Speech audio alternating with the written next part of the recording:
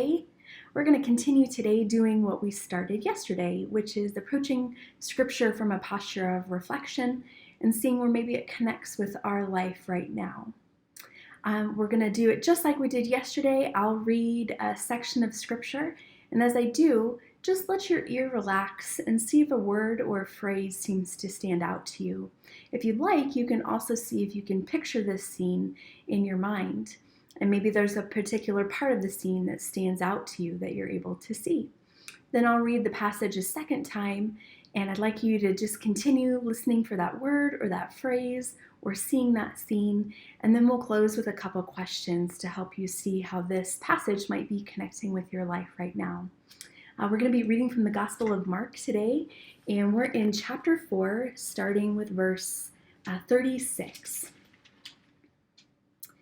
And leaving the crowd, they took him, that is Jesus, with them in the boat just as he was, and other boats were with him.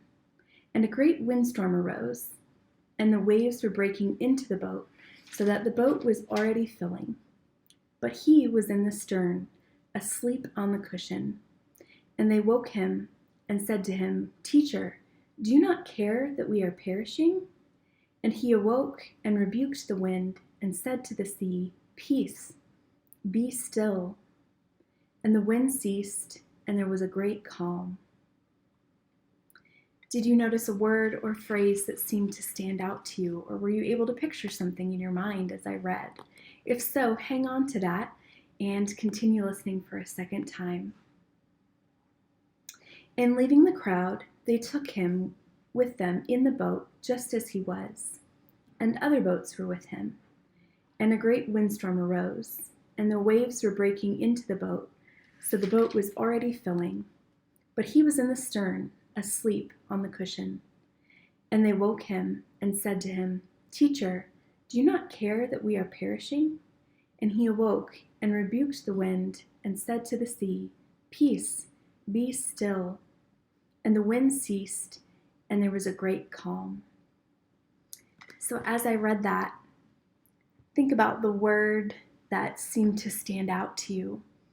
And I wonder if you could ask yourself, why did this particular word or phrase seem to stand out to me? How does it connect with my life right now? What comes to mind when you reflect on that specific word or phrase, or maybe even scene that you were able to see in your mind? What questions do you have about it? Is there something about that word that seems to be relevant to you today in your current circumstances, maybe in the world circumstances right now? Maybe there's something that God is inviting you to think about or to do as you ponder this word. I'd invite you just to reflect and take this word into prayer with God, and maybe even continue reading this passage of Scripture on your own today. I look forward to seeing you tomorrow. Thanks, Faith.